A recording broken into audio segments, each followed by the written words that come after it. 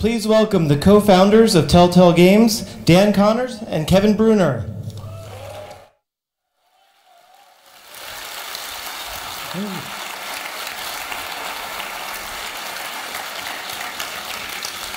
All right. Hi. All right. Well, it's great. It's great to be here at PAX. We're super excited to. PAX is one of those things, and Penny Arcade, one of those organizations that have been part of our lives since we started Telltale, and to see what they've built and see the community, the way they've been able to bring the community together and create a real good atmosphere around video games has just been super positive. So, kudos to Mike and Jerry and Robert and everyone involved at Penny Arcade, because it's just, with all the negative crap around games, it's good to be around people that just love it and are passionate about it. And kudos to you guys for coming out in the cold and the snow. Thank you, Boston. So, I know you guys are probably familiar with this work. This is Telltale a la now. And we're really proud of everything we're able to accomplish. But I'm wondering who in the room knows these guys. Oh, not those guys. Hold on. All right.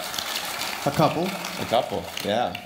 Go ahead. How about that guy? All right, and if you know this guy, we're sorry. I found this on my, Hector. Hector. Yes. I found this installed on my iPad the other day by one of my kids. I was pretty, if you play, anyway. How about, well, everyone knows those guys. Yeah. And you all know that guy. And now maybe the most obscure. Yeah? Puzzle Agent fans out there? Puzzle Agent.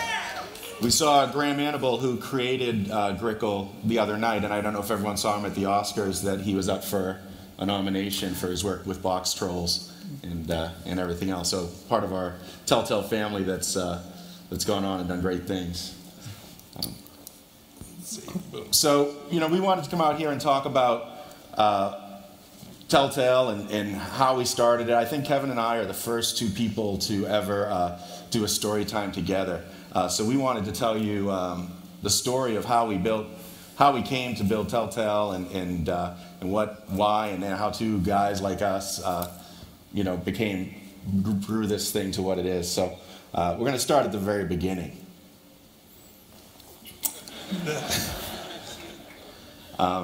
Oftentimes when we talk about Telltale and our motivation for Telltale, we talk about the importance of storytelling and more so, and how universal it is. And more importantly, we talk about it as the fact that interactive has been part of storytelling since the very beginning as well. Mm-hmm. The idea of sitting around a campfire telling a story. It's something where there's a storyteller and listeners, and the storyteller tells the story based on what the listeners want to hear, what they want to talk, how they want to see the story go, and we feel like that's been at the core of it since the beginning of storytelling. And move on, and then it gets kind of a little bit more interactive for the modern age with like all choose your own adventure books, which I have a bookshelf full of choose your own adventure books when I was a kid and just read them over and over and over again. And then you get really enamored with the idea of like stories are pliable. You can make your own versions of these kind of things. And then you do that with your friends when you're in school playing D&D, when you find the great DM. Yeah. So you kind of graduate from being told stories to kind of being able to manipulate stories to you and your friends sitting around making up stories and like tabletop role-playing game and just goofing off with that. And that's really a lot of what inspired Telltale and what inspires us, is this idea that stories are kind of these toys, these curiosities that you can play with, that they're not just these passive things that you watch and you read, but they're the things that you and your friends can kind of dig into and do together. Yeah, I think the fact that you can have the audience participate in crafting the story is a trigger for us. And when the computer came along, in this ultimate moment in human history happened when Kevin Bruner got his first computer in 1978. So that is me getting my TI 99.4A, which I love the hell out of that thing. I was parked in front of that thing 24 hours a day and wrote a lot of text adventures on it, and not a lot of graphics because graphics weren't a thing then. Hence, in the great Infocom games that everyone shared that really started to start PC gaming.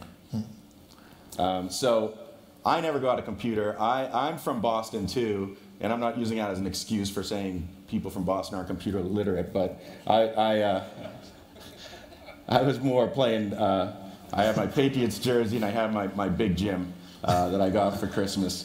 And he had the Kung Fu arm press, but I was using this new technology to try to get his leg to kick. And I failed. And that kind of started me on the path to what I would be, because I don't know if people know this, but I started my career in games as a tester. I started at LucasArts, and I had come out there. I was in Boston. I was born in Lynn, so I don't know if anyone knows Lynn or is from Lynn, but yeah. The cool thing about Lynn is, even in California, when you go to Lynn, you say, "Oh, I'm from Lynn," they go, "City of Sin." That's where I'm from, or born anyway. My mom's from there. So I was here, and I went to UMass Amherst, yeah. And kind of in 1990, the path from UMass Amherst to San Francisco kind of went through Colorado up to San Francisco if you went west. And I was with friends of mine from LucasArts and said, "Hey, they're hiring for testers down at LucasArts. You wanna do that?" And I said, I don't know. It's not really my thing. I don't really know much about it. He said, "Well, look, come over and play a PC game at me tonight, and we played Indie. So come over and play Indie, and then go in for the interview." So they asked me the next day. I talked to them. It was all good. We were getting along. They said, "Well, you played PC games before?" And I said, "Well, Indie." "Oh, that's great. You're hired."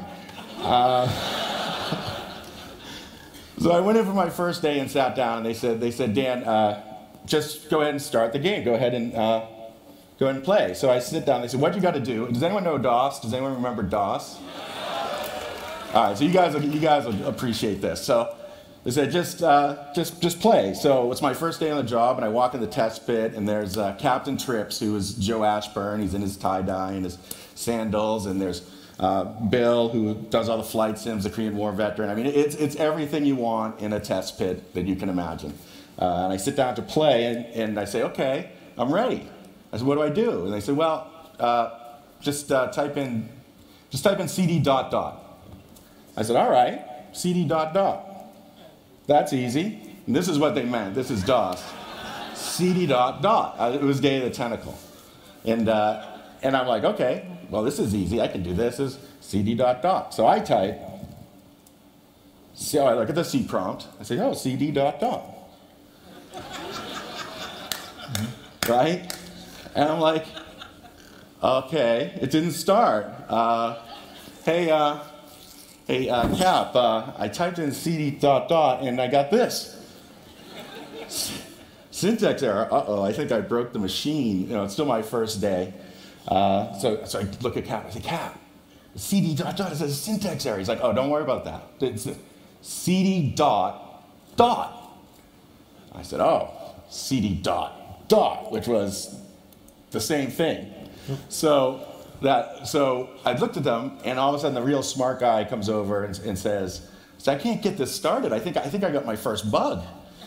And the real smart guy comes over and types. He looks at me. He's like, types in CD ...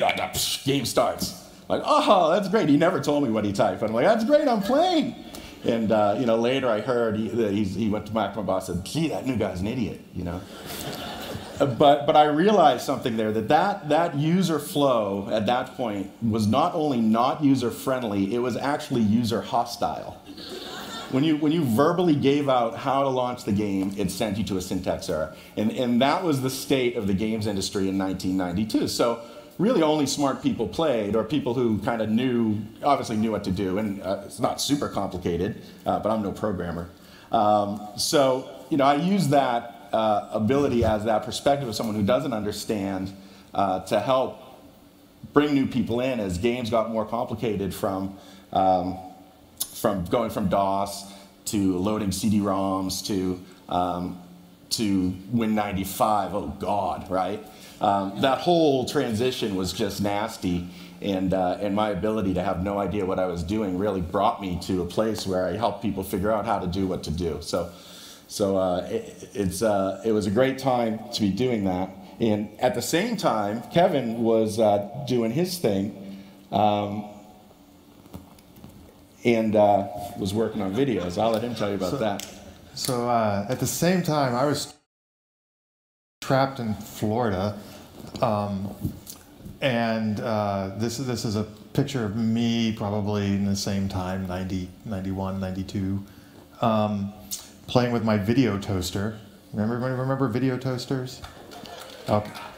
So that was like my Amiga, my tricked out Amiga that I was into, and it didn't quite click computer and games for me yet. So I was doing all this multimedia stuff. This is the little recording studio that I had way back in the day.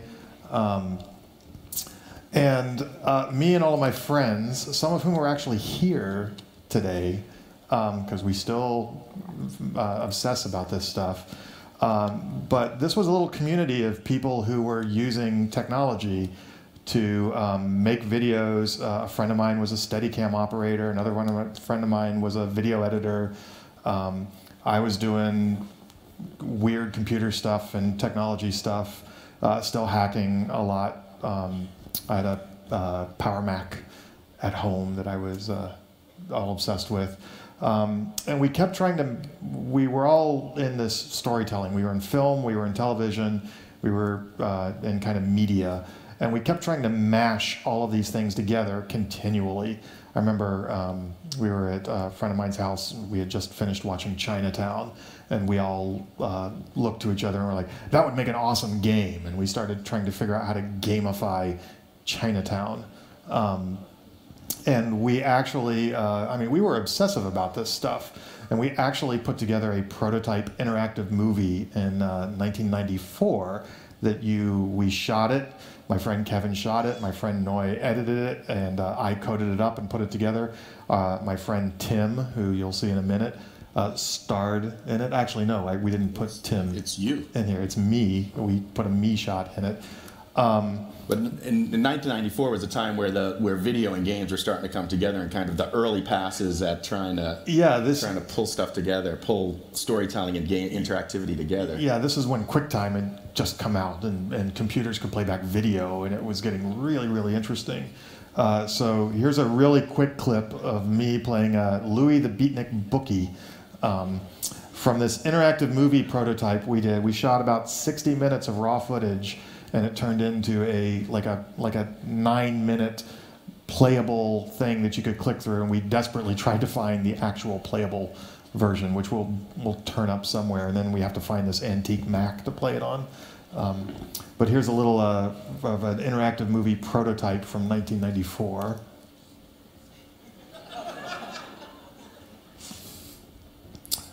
There's no audio because there's timecode screaming over the top of this.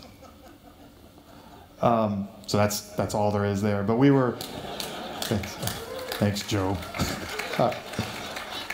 But we had all these new toys to play with. We had these new digital video editors. We had these cameras.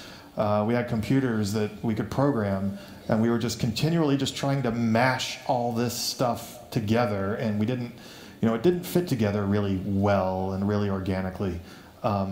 but it was all of our favorite things. And that kind of goes back to like when you were playing Dungeons and Dragons, and even back then, writing utilities on the computer to help manage stats and things like that. And it's just kind of this obsessive desire to just like take everything that you love and try to make it all play nice together. So that's one of the things that I was doing.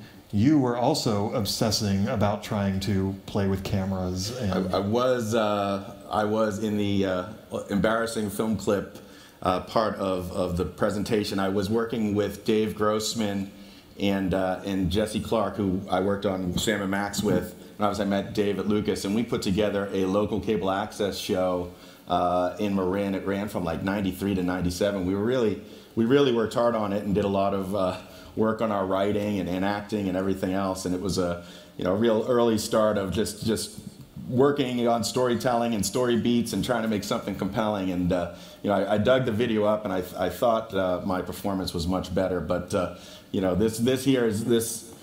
In this part, I'll lead in a little bit. Dave wrote a part for me where it was a guy with a really bad hangover who didn't say anything except and he realizes he had sold his soul to Satan for a beer the night before.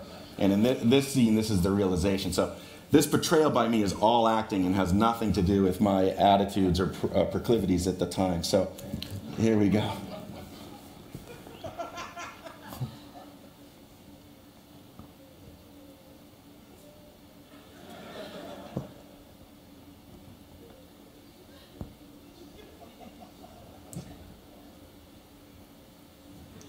is there audio? Standing around. Time's a wasting. Remember our deal? Get to work, Wham. Nostra. You can also see the blossoming of my management style there for people who are currently get to work, Wham. And that was broadcast. Lots of times at like 2 a.m. in the morning, which was good. People tended to call me at 2 a.m. and say, "I just saw you on TV," which was a highlight for me. So we were doing all of this together at Lucas, and I think at this point Kevin started trekking across country. I was working for a little video game developer in Florida that went under, and I was really desperate to. I was making helicopter games where you flew helicopters around and just blew the crap out of everything. And that was a lot of fun, but I really wanted to work with little people. I really wanted to get like human animation and that kind of stuff, and nobody was doing it in town. So I started looking for work and ended up going out to Lucas, where they showed me a game that they wanted me to work on that had little people in it. It had little skeleton people in it, which turned out to be Grim Fandango. And thanks. Yeah, Grim, and we just released the anniversary edition of Grim that Tim and the folks at Double Fine just remastered, and there's developer commentary in there, which is really awesome. It was fun to get the band back together and participate in that. But this is LucasArts, kind of the day I showed up, and this is actually during production on Grimm. But this was like magic to me. This was coming from a place where me and kind of 4 or 5, or 3 or 4 of my geekiest friends would huddle together and try to mash storytelling and characters and computers together kind of obsessively to come to a place where there were literally hundreds of people doing it at the same time was really, really magical. And this was a very great time at Lucas because you could go around the building and there was a Star Wars Racer in production and Grimm and Masters. And I'm thinking of literally going around the building. It was Racer, this was the Grimm pit, Indy, Hal's Indy. Rogue Squadron was happening. Rogue Squadron was happening, which was really cool. Jedi Knight expansion pack was happening. Guys like Ray Gresco were walking around the hall, and you could be like, dude, that's freaking Ray Gresco. Working with Larry Holland and the team at Totally Games. Yeah. And my office was right next to Tim's, which was just an awesome experience. Just sit there and beat him. So these are some of the things that were going on, and some of the things that that Kevin and myself both worked on kind of while we were at Lucas, and eventually we ended up as a producer and lead programmer on this title. In a world where evil lurks around every corner, where villains rule the streets with impunity, and hope is a four-letter word, a mighty force for justice will return, and heaven help the guilty.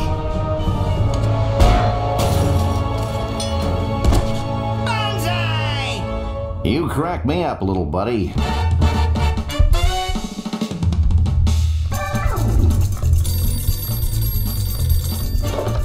Commissioner, how's the rash?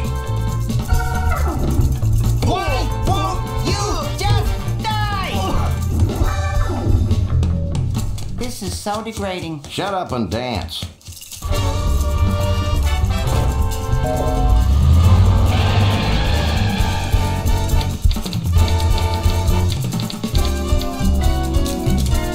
Holy bouncing Buddha, Max. We're in 3D.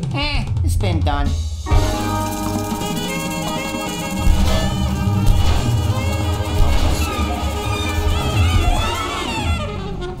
Still breaks my heart. coming soon or not.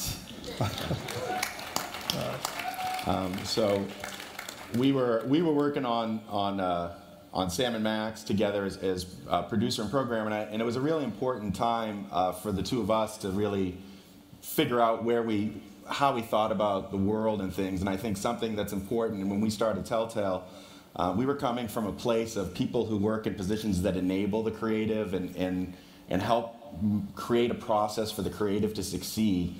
And that's why Telltale has been so prolific in the amount of content it's put out versus the strategy of, I have the greatest idea that has ever been thought, and I'm going to make it a reality, which is a different business model, and some people are some people can pull it off. But for us, it was never really about that. It was always about how do you create an atmosphere where we can do this, where we can transition into storytelling games, or we can make this happen and push interactive storytelling forward. And what do we need to do from a tools perspective? What do we need to do from a code perspective? What do we need to do from a structure perspective, distribution perspective? These are all the things that were on our brains all the time. And the first thing we needed to do was get out of LucasArts. They were going all Star Wars. Yeah, move into the Presidio. The new president had come in, and we had been at a time, I think, when I was there for 10 years, so I think it had been a new president every 2 years. So Simon's time was up. Simon Jeffrey, who was a great guy, who did a lot to bring back the LucasArts stuff, and a new guy was coming in, and this guy was coming in from outside the industry. He was from marketing, and he was outside, and he was going to turn it around. He had a great new strategy, which was build the highest quality games on time and on budget. So I looked at Kevin and I said, "That's a great idea. That's great. Great game plan, Belichick. Let's do this." You know? So we were out of there, and we decided to set up Telltale. And I think this next one is Kevin's home office. Yeah, this is literally day one of Telltale. We left Lucas on a Friday, and we took so that's a little LucasArts swag there. And it's interesting because this is literally like, okay, we're going to try and do this thing, and we're going to fire up the machine and start writing a new game engine from scratch with an empty editor. And but it's one of the things that's interesting, it's telling, is this is one of my little favorite artifacts, my little tchotchkes that I have in my house, which is this old television. And again, it's like this obsessive kind of, and being enamored with serialized storytelling and television, and just growing up in this age with like the dawn of cable television and mass media and all these things. But this is literally day one Telltale. This is a little 500 square foot apartment that me and my girlfriend lived in and we just set up shop and said, let's go ahead and make this. And we, we invited a few people over. The famous Brendan Q. Ferguson was there. Couple, John Scrow, who's still at Telltale, and a few other, just a handful of people. And one of the first things we did was we looked at one of my favorite games, because I was like, okay, we're going to make this new storytelling company. So we have to look at like a game that was one of the most important and kind of shaping my view of the world games that we could do. So we all sat around and we played The Witness from Infocom, which is a game I played when I was a kid. I was big text adventure, still very much into the interactive fiction scene as a consumer. I don't write any of it, but there's amazingly interesting work. But this is one of the things that we looked at originally. We had just come off of Freelance Police, and we knew that, writing and comedy was really good. But I mean, Telltale literally started with, let's look at paragraphs of text and let's look at interactive storytelling, all the way back to basically everything we could think of. And we played a bit. We didn't finish Witness, but we played a bit of it. It's like, come on, let's keep playing. And they're like, oh, let's start talking about graphics. But if you haven't played old text adventures, it's easy to get your hands on. They play in browsers now, and that kind of thing. But it's really interesting. It's a very different way of using computers and stories together than what you might be familiar with outside of Telltale. It's not The Sims or GTA or any of these kind of skill-based things. It's very grounded in writing and a very novel way of. And we talked a lot about how can we give a graphical presentation to this? How would you support this type of thing? That was a big thing that we talked about a lot, because it offered so much freedom to be able to do what you thought you wanted to do at any moment. And that was a big thing that we talked about early on. What would this look like updated? So that was a big inspiration for us. And how many of you have played a Telltale game with your boyfriend, your girlfriend, your kids, your family, a small group of friends? A few? So one of the reasons that this game was so important to me was this is a game I played with, this and many text adventures, that I played with my dad when I was a little kid. And it was so remarkable for me to have something that I was really passionate about that I could share with my dad and that he got into as well.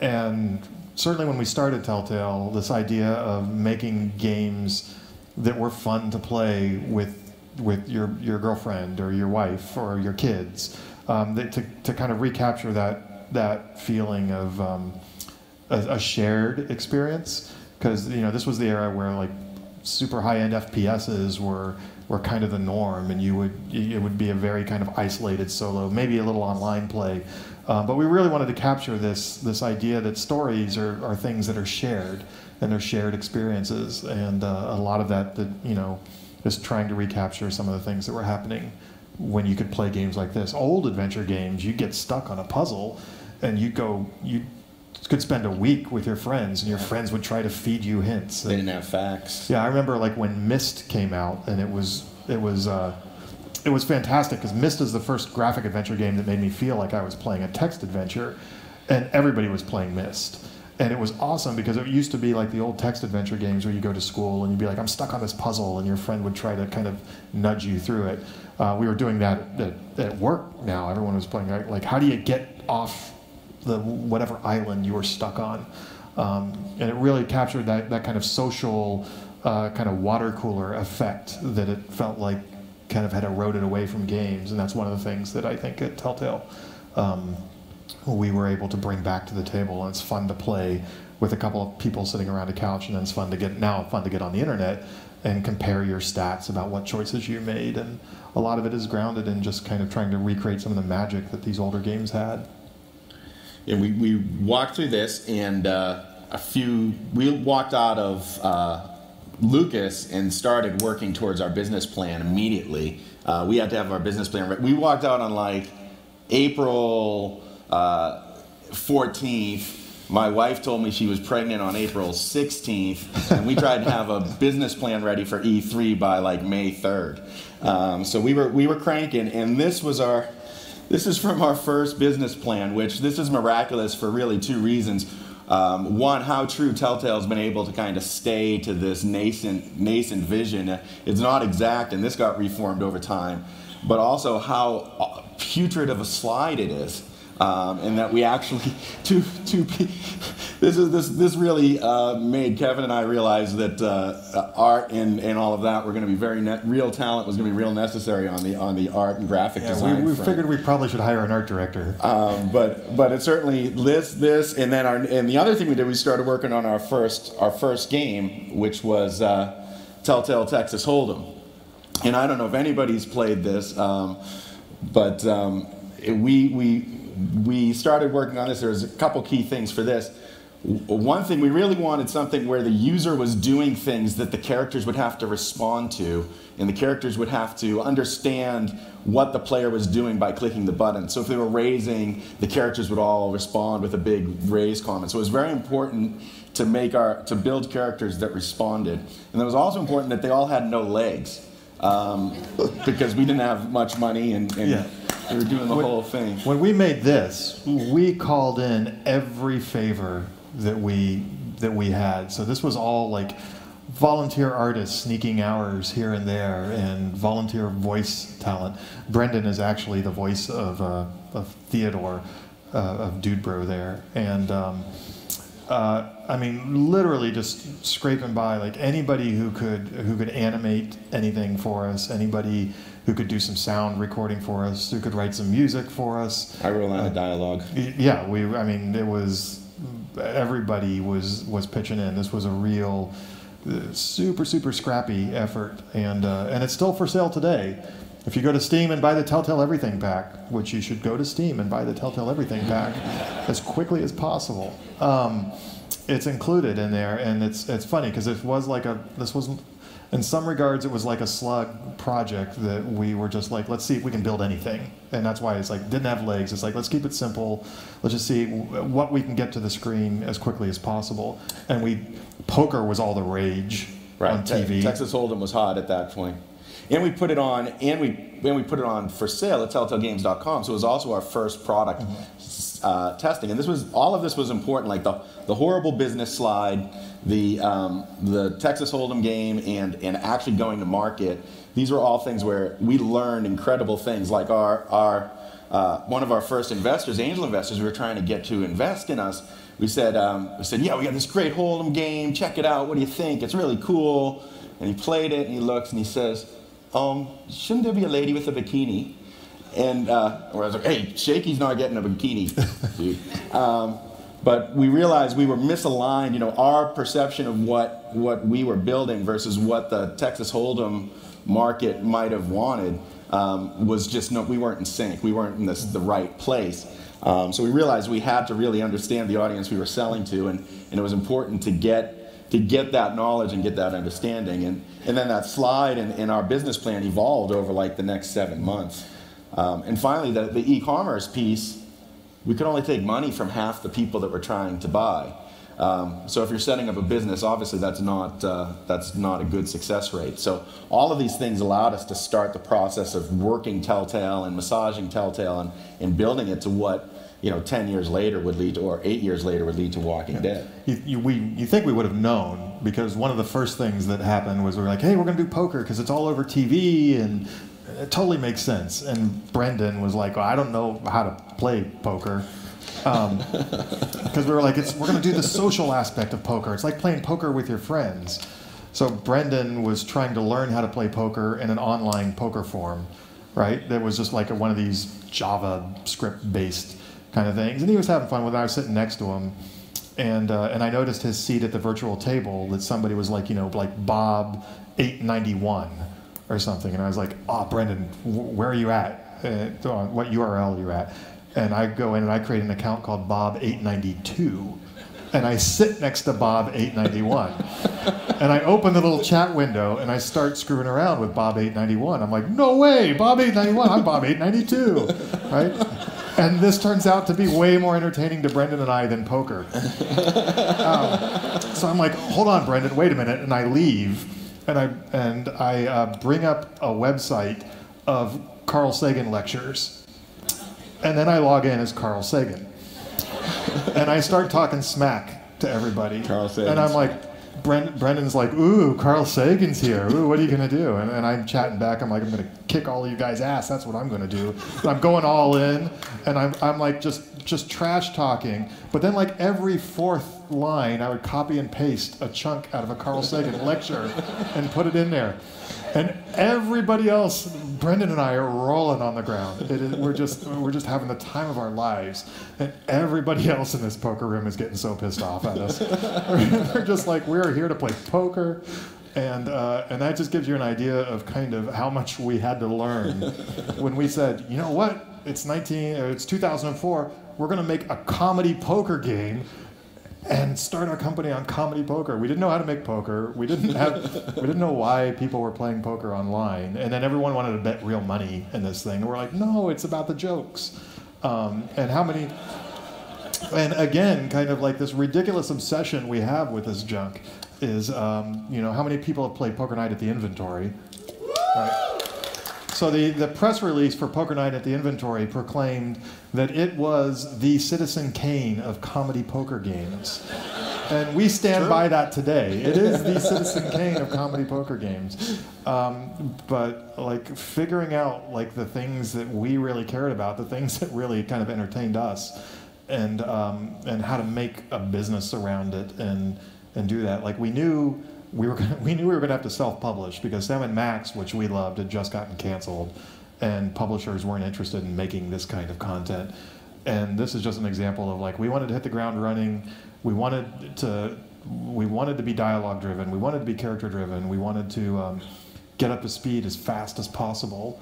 And one of the first things we did. Do you want to tell the pottery class? Oh yeah, you can. So this notion of building it and getting it started was something that's been very important to us throughout the iterative process and refining things. And Kevin was telling me about an interesting story that he had just read of something that the Carmack story. Carmack just tweeted an interesting thing. John Carmack, who I follow, I don't know John Carmack, met him a couple of times, but he tweeted this thing where there was this pottery class where at the beginning of the semester, half the class was told that they were going to be graded purely on quality, and the other half of the class was going to be graded purely on quantity. And the anecdote was that at the end, the quantity half of the class actually did best in quantity and quality, with the idea being that the quality people kind of obsessed over their one piece that was going to get graded on and tried to make it perfect, where the quantity people, since they were focused on quantity, were making mistakes along the way and learning how to correct those mistakes. And we're definitely cut from the practice makes perfect, iterate. Like work as quickly, just get as much as possible. I often say, like, if we have to make 100 stupid decisions to get to the one good decision, then let's make 100 stupid decisions right now. Let's start making stupid decisions as quickly as possible. The beauty of it is we have all of you to tell us about them. Yes. So we can respond. And it's interesting because Telltale is creeping up on its 100th episode. So it's been a long road. But it starts with some pretty flawed ideas, but a passionate kind of execution and willingness to learn. So this is the early Telltale offices, and I remember we walked in and Kevin called me up and Troy, and I was at I was off. I had to go to a wedding that weekend, and Kevin's like, "You're gonna love this office. We found the perfect place. This is the best place. You're gonna love this." So I said, "Okay, great." And I came back on Monday, and I drive by and I look at the address, and I'm down next to the sewage treatment plant, and the dump is across the street, and I just passed San Quentin, and I said, "Okay, I'm gonna love this place." So I pull in and come in there, and I'm looking around and look at the space, and I look at the window, and there's a hole in the window, and I said, and the landlord was there, and I said to Kevin, I said to the, what's that hole? And Kevin says, yeah, to the landlord, he says, yeah, are you gonna fix that bullet hole? And he's like, look, It's not a bullet hole. And it's the least of your worries. You're starting a company. So,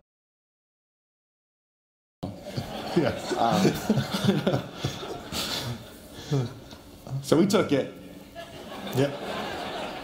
Yeah. The best thing about that office was it was at the end of a warehouse, and it was a one-room space that you could fit like 12 desks in, and the bathroom was in the corner with a little wall around it, and 12 people in one kind of office room where the bathroom is like it's like in a garage, or the room is like a garage, like a bathroom you'd see in a garage. There is no modesty in that. Yeah. It was like an embarrassing moment every 4 hours, I guess. But he was definitely right that the bullet hole was the least, or the not a bullet hole was the least of our worries. And believe it or not, this is not that office. Yeah, this isn't that office. This is the better. This is the upgraded office. This was office number 2. My favorite thing about this office was one day we came in, and right in front of your office, the air conditioner had been the drain or whatever had clogged up. And we came in, and one of these acoustic ceiling tiles was like completely pregnant, full of stagnant, nasty water. And we're like, what are we going to do? And we're sitting there scratching our head, trying to figure out how we're going to deal with this whole thing. And then it just went, and it was just this disgusting mess on the floor. And I remember it fondly and nostalgically. Yeah. And the thing of note, so everyone can remember this office, is it was above a hypnosis business. A woman had a business for hypnosis, and we were working on Sam & Max season 1 at the time, which also happened to be about hypnosis. So it definitely was the definition of not an accident. Whatever it was, somehow it happened. So that was our second office. So then we get into Telltale. So there's kind of 3 eras of Telltale that I think are interesting to talk about. And in the first era, starting with Sam & Max season 1, we were making individual episodes, kind of Seinfeld. These are all very self-contained. They're not serialized at all. Each game was a little game that you could play all by itself. So we did that with Sam & Max season 1. CSI.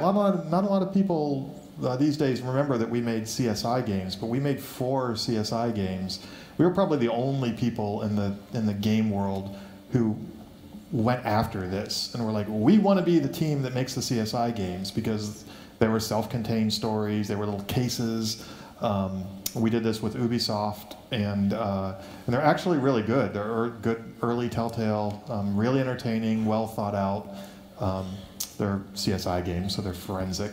The best thing is, in our first CSI game we did, which is this 3 Dimensions of Murder, there's a case that we designed for that, which happens at a gaming convention. That's right. And something horrible had happened. A game called Fuzzy and Bill had been canceled. And the lead programmer had lost it and murdered the producer of Fuzzy and Bill. That is case number 2 of CSI 3 Dimensions and thanks to Jay Cohen and they let it through. Who were totally into the idea James Regan as well. James Regan and the guys at Ubisoft. Yeah, so cool. If you ever feel like you really need to do something really passive aggressive, you can design a game where you kill your old boss. So we got that out of the way. And this was another thing.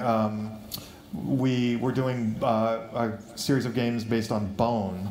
And how many people are familiar with Bone? So Jeff Smith, our comic book roots, Telltale had a lot of comic artists. Graham Annabelle, who we talked about before, who just directed Box Trolls, was our first creative director, and he was a comic artist.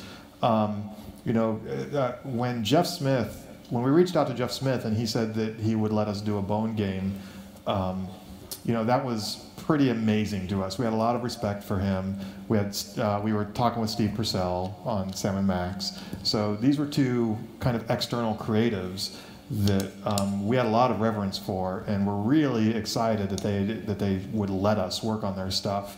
And CSI was a name brand. I mean, we were working with the show actors and the show writers, there as well. So this was like a big endorsement to Telltale and to our egos to say like people actually will let us work on this stuff. Well, and we had one of everything. We had a classic adventure game, we had a mainstream television license, and we had a comic book license and a new creative that had never been a game before. So we were really getting a feel for what these different franchise types would require. And you can see right there, we made the #1 interactive crime-solving series. Right? Who can argue with that? It's printed. But these were all individual one-episode. They weren't serialized. Season 2, we finished this phrase with season 2 of Sam and Max, where we started pulling the stories together, and that led to the next phase. Yes. So then we ended up with this serialized version of Telltale, and this is probably a little bit more familiar. But these are still logic-based point-and-click adventure games. So that's like Sam and Max, The Devil's Playhouse, and Wallace and Gromit's Grand Adventures, Monkey Island. So that was a fantastic series. Looks like a... Oh. Sorry. So we're going to speed it up a little bit, and we have an announcement to make. But we're going to use this part to talk about all the great partners that we've worked with through the years, from Jeff and Steve and Graham to Robert Kirkman and Bob Gale, who we'd talk about Doc Brown, what Doc Brown would do when he was young, and what he and Zemeckis would think about that, and it's just a miracle. But and Matt Chapman, who you'd write a script and then bring it in to record. And Matt would change it on the spot and become Strong Bad or Homestar or whoever. But there was this one super irritating guy who we worked with, who we've got a video for. Looks like I'm gonna have to tear Telltale a new one. Verbally, of course. Cool game! Strong Bad cool game! Not Box Look Under game! Or Green Bushes game! What is that mess? You told me you could do a blade! A blade! I thought a dialogue tree was the name of some cool alien sentient plant thing! And you, ugly glasses Telltale! You said that point and click meant pointing a gun and clicking the trigger! And thank goodness we didn't decide to name it Strong Bad's Cool Game, developed by attractive people! You guys are the ugliest scrubs I've ever seen!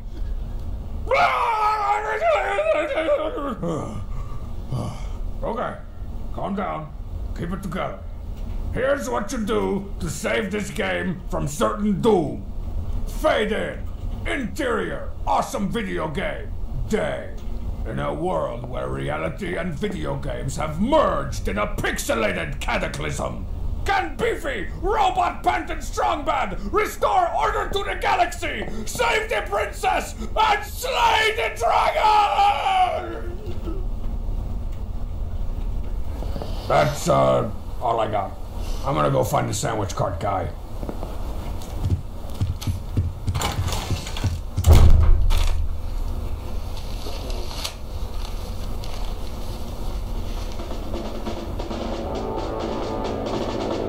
Oh yeah.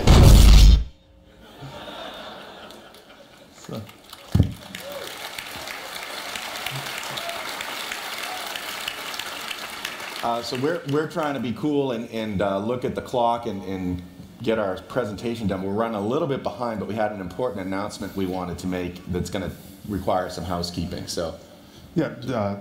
Besides, go out and buy the Telltale Everything collection. Besides, go out and buy a Telltale Everything collection. Yes. Well, they're not going to be able to buy the Telltale Everything collection. It's sitting from their seat. There's not good internet. Is there Wi-Fi here? Right. So. Right.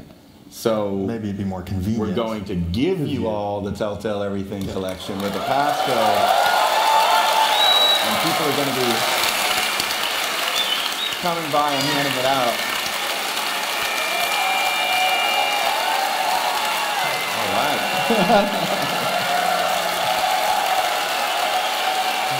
Wow.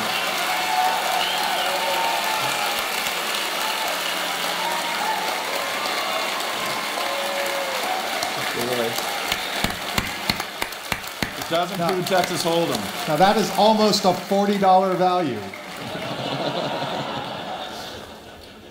So the enforcers are going to come and hand out Steam codes up along the aisles, and take one for yourself and pass it along. There should be enough for everybody in each row, but be kind and take the one for yourself, and let your neighbors have the next one. And thank all of you guys for coming out. Thank you for coming out. We're going to keep going. And all of these games are in the Telltale Everything Pack except for the CSI games. CSI. Which you have to go to. Well, they're Ubisoft's games. They're not our games. They're excellent. I would go out and buy them, but... Yeah! Yay! Go play some Fuzzy and Bill. So then a neat thing happened when we got into all the serialized stuff, right? We figured out that the stories and like longer season arcs were really good, but they were still puzzle based games. And we decided kind of the next era of Telltale that started with Jurassic Park was to just really go all in with character and playable stories, take everything we had learned. And that's kind of this era of Telltale where... this leads up to Walking Dead. Yeah. It gets us to Walking Dead. Which, yes, Walking Dead. And a lot of things were happening there. We were becoming a better publisher. We were getting on more platforms. We were becoming more credible with our license holders, getting access to things like Jurassic Park and Back to the Future, and eventually Walking Dead. And having established a production process that could allow for episodic delivery and a publishing channel, we were able to really start focusing on moving the games forward in the direction that we wanted to do with interactive storytelling and immersive choice and consequence-based gameplay. And a lot of that came from the work that went into Poker Night and JP and Back to the Future that were all evolutions towards what would eventually become The Walking Dead. Yeah, if you had said in 2004 when we started Telltale, the game of the year is going to be a digitally distributed adventure game based on a television show license, I think everyone would have told you you're crazy, and we probably felt a little crazy. But when you're making interactive movies with your dragging your friends into it when you're a kid, and when you're making cable access shows, you kind of got it bad at that point. And if we're just obsessed about it long enough, eventually something is going to happen. Yeah, we definitely at this period, each of the different games played into this as well, and it was important for us to learn from everything we were doing.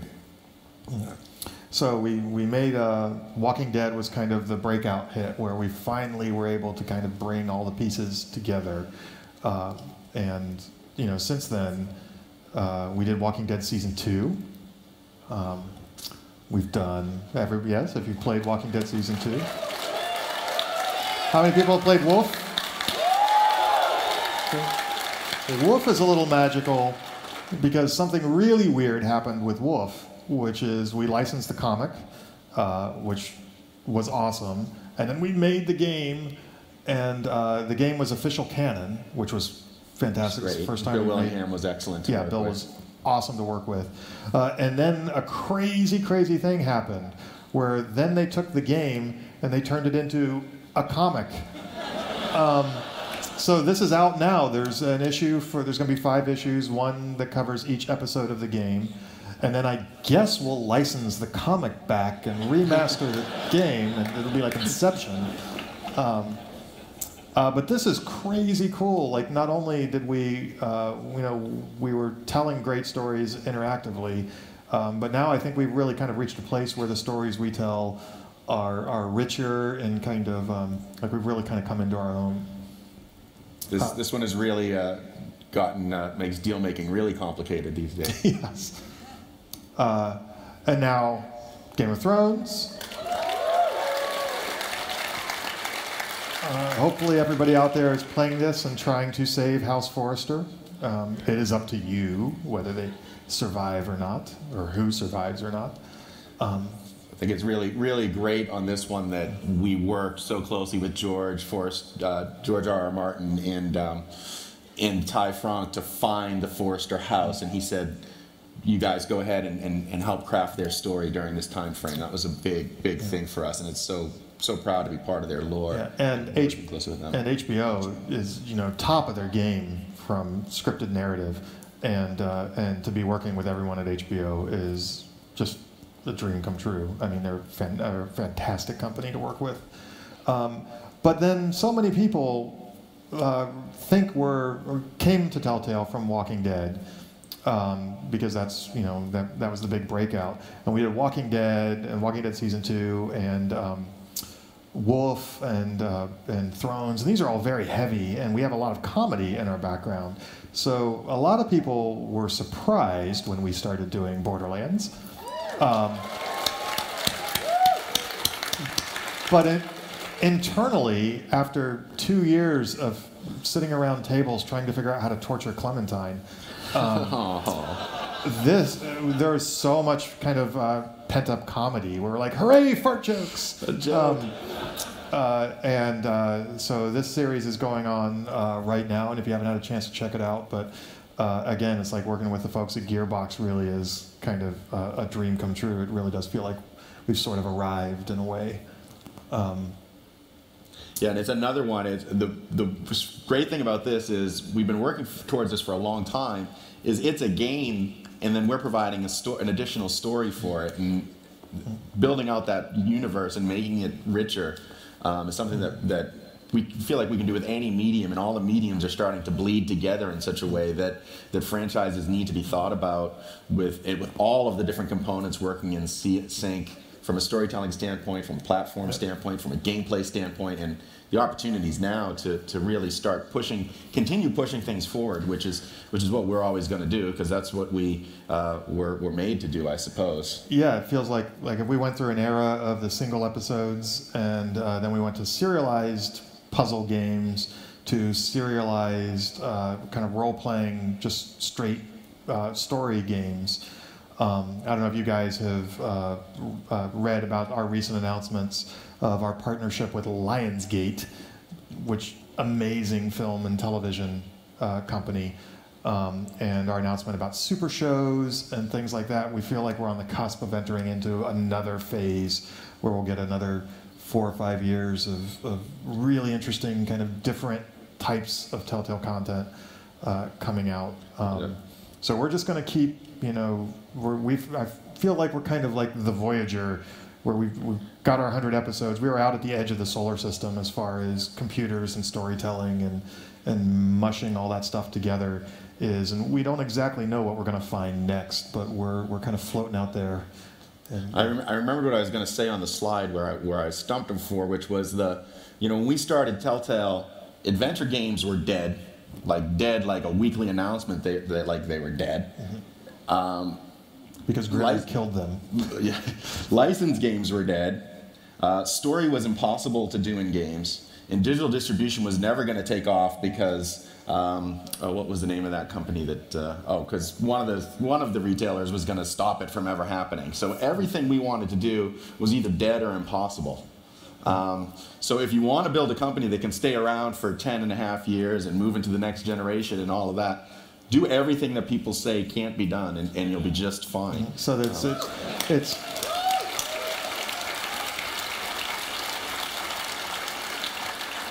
slightly different strategy than the make great games on budget. Do that too. So thank everybody for coming out. It's been awesome to open PAX. Enjoy your everything PAX. Thank you.